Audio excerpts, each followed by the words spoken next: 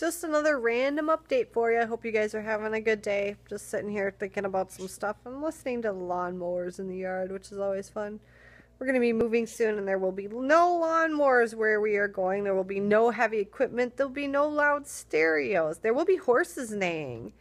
So that hopefully doesn't piss me off like all this other stuff does, but I have a feeling a horse's neighing is not going to piss me off the way that a loud car stereo does, so I'm very excited.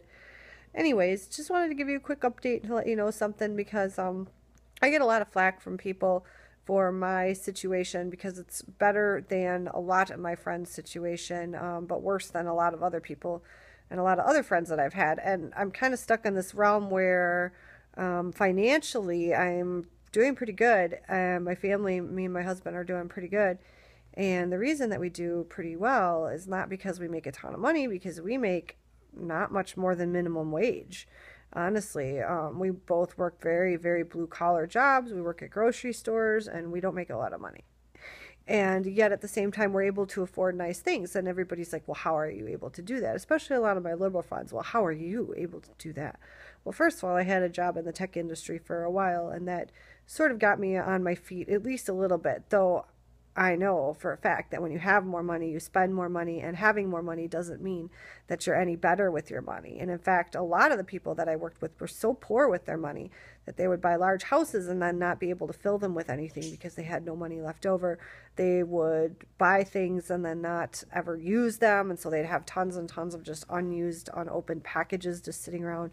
I mean, just the most ridiculous stuff you could ever imagine, like owning a house but then not being willing to do any of the yard work on it or fix anything up. It's just, just because you're wealthy or just because you earn more money doesn't mean you're actually better with your money. And I would actually argue that when I had more money, I found a lot of ways to just fucking waste it. So it's all about mindset. It's all about you, and it's all about your personal choices, which this comes down to again. So when people that I know, liberals that I know, kind of look at me like, well, how do you get to do that? Like, I live so poorly, and how come you get to buy a house, and how come you get to do this and that? Well, there's two reasons. One, I'm really good. I'm actually really good with my money, and that's something that I had to learn. I had to learn it by brute force, by beating my head against a wall, by failing. I had to fail so bad at money that I got myself into a hole that looked, for all intents and purposes, like there was no way to get out of. You know what? I found a way out. I made it work. I figured out how to live cheaply. I changed my life.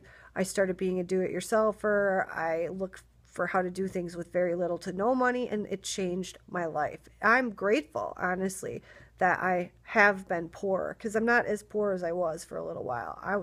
We were really poor. There was a time when I quit my job at the software factory, and I looked at my husband, who was not working at the time, and I said, well, are you ready to live in a box? Because that's where we're heading. If I'm not working and you're not working and there's no one to pay the mortgage, that means we are going to live in a box.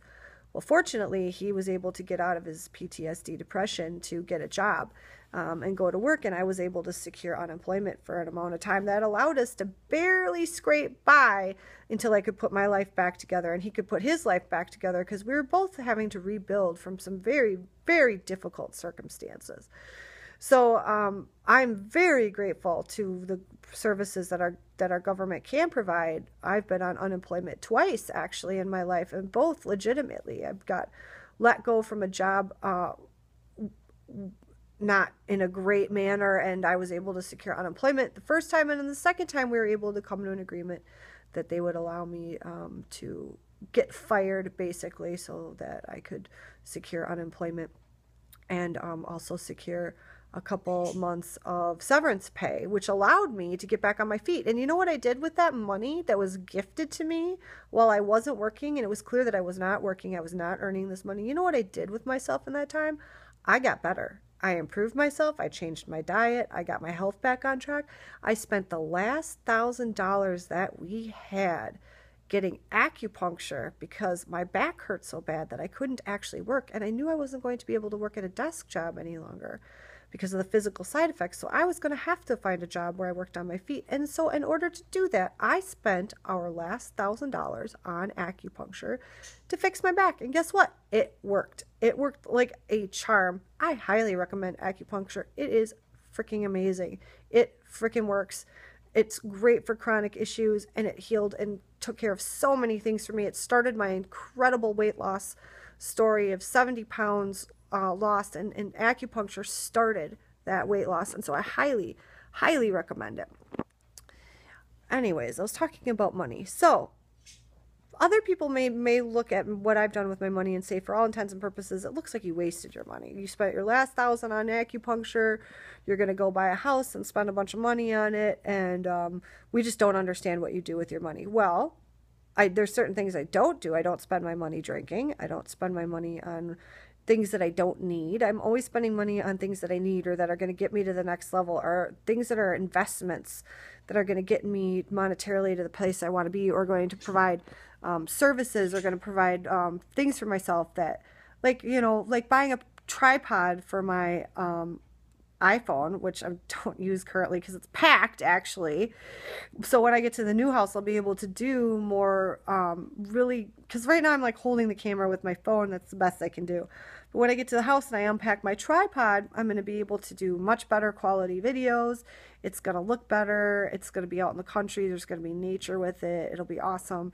And you know, while I am doing these videos, because honestly I would like to get paid for my creative talents, I really want to be able to express myself. Really what it's all about is finding a way to make money, to make a living, finding a way to make a living doing the things that I like to do. What do I like to do? I like to talk. I like to do YouTube videos. I like to do fashion. I'm actually kind of a fashion weirdo. I really love fashion, and so when I get to the new house, I'm going to be setting up a camera and like lighting and the whole thing, so that I can do cool photo shoots of me and all my outfits and take pictures of. I also buy and sell things, and so I'm going to be taking pictures of the things that I buy and sell, and then ship or take somewhere and sell. And I'm just so excited that I'm going to be able to do, when I get to this house, I'm going to be able to do all these things that I want to do that enhance my quality of life and also make me $1 while I'm at it. You know, I may not make much, but I make $50 here and there. And when on buying and selling, or I make, you know, I'm like up to like $28 on my YouTube channel. Woo, everybody have a party. And I know other creators that I know, like Thor of Thor News, said the other day that he only makes like 10 cents an hour on YouTube after you factor in all the time that he spends, which is part of the reason, right, that my videos are really low budget. You'll notice that my videos are basically me holding a camera, and then I go on the computer and I do up a quick photo of myself with some words over it for like the thumbnail, so that it looks a little bit more professional, so that people want to click on it. But other than that, there's really not a lot of editing that goes into this, and that's because I'm very proud of my off-the-cuff work. And I'll be able to actually devote a lot more time to it, make it look a lot cleaner when I'm in a bigger house and I have more space and I have more time, you know. So anyways, my point was, that's why I'm so good with my money, is because I want to be able to have the financial freedom to live my life and do the things that I want to do. There's this guy that wrote this book called The 4-Hour Workday, Tim Ferriss, I think. And he wrote the 4-Hour Work Day or Work Week or whatever.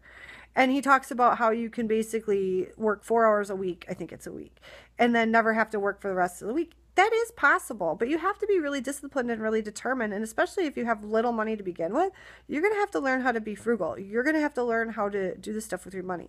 And you know what, friends? This is the reason that I'm moving to a house in the country. This is the reason that I'm able to live my dreams and do the things that I want to do and live in freedom, is because I took the time and energy to learn how these systems work. I learned how to play the game. I learned how to set my ego aside so that I could learn new things and fail constantly. I mean, all I do is fail, fail, fail, fail, fail. I don't do this right. I don't do that right. But you know what?